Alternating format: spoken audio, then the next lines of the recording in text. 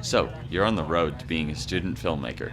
Maybe in your community, a friendly Shaw employee lets your high school use their studio, and you want to know how to use the equipment inside it. Today, we'll go over 3 different pieces of technology we use here at the studio and how to use each like a professional.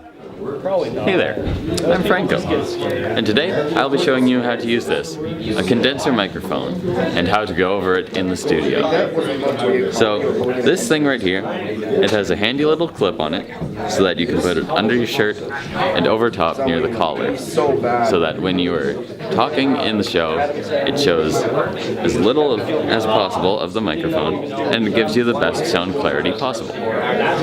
Now, to set up one of these, you'll have to go over here where all the microphone leads are, and you can see that they're all numbered. Mic 2, mic 1. In the studio audio booth, you control the individual microphones of all hosts. While setting up, you should notice the sliders for their microphones labeled hopefully with their proper numbers. You will want to check the microphones before starting the show, asking the hosts to count to 10 before starting. You should adjust the sliders so the host voices are near equal to each other. While the show is being recorded, you should maneuver the sliders before a video clip plays, sliding them down in a fluent motion and bringing the video's sound up. You must pay attention to how loud each video is. Only muting the slider for it and unmuting it when the video plays isn't a good enough practice. Many videos have vastly different sound levels. You might notice an LED display going from green to red vertically. The display shows the output of all the collective sounds, and you want it to be fairly loud, but not on or past the orange LED, or else the audio quality suffers. If you want to master your skills in the studio audio room, you can take these special tips. When a host has a voice that varies in loudness, you might have to keep a hand on the audio slider to keep their voice in check. In the beginning of the show, when hosts first start talking, you can slowly increase their microphone's audio to keep the show sounding smooth. If somebody has a very constant voice that doesn't change in intensity, you can keep their slider at the same level the whole time so they stay fairly loud. Oh hey, I didn't see you there. You're probably raring to learn about a camera. Well, lucky for you, I've got one right here. Now for starters, you're going to want to turn it on.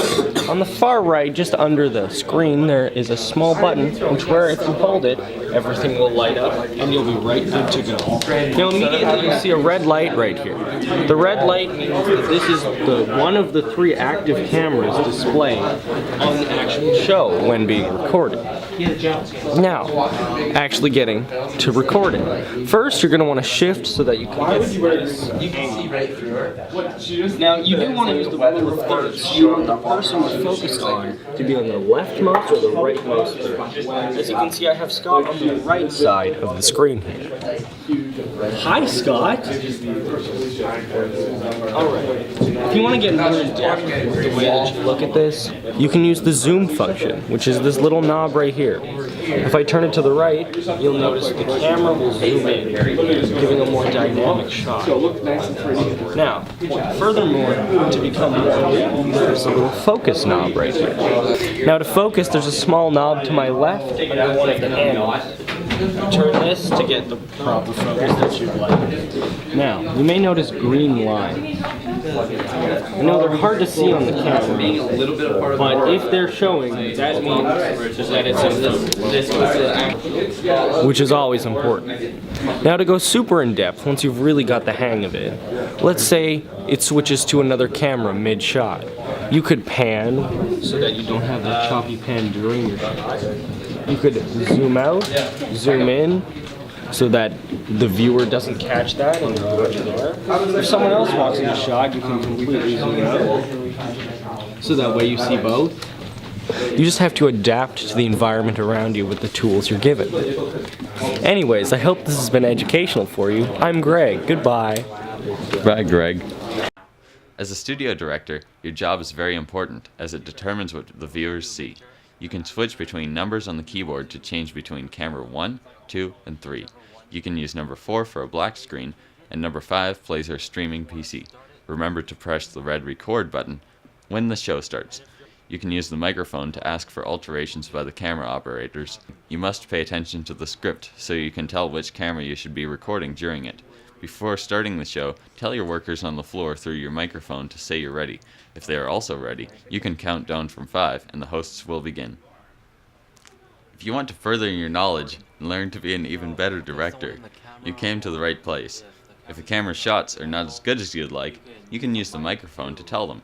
While they're not being recorded, you can tell camera 1 to focus better, or tell camera 3 its shot should be more zoomed in. You can also switch between the shots while a speaker is still talking to showcase subtle facial exclamations that add depth to the show. Now you know all about being a director, so why don't you use this knowledge? Encourage a Shaw studio in your community to work with your high school, and you can soon be making videos just as fun as ours.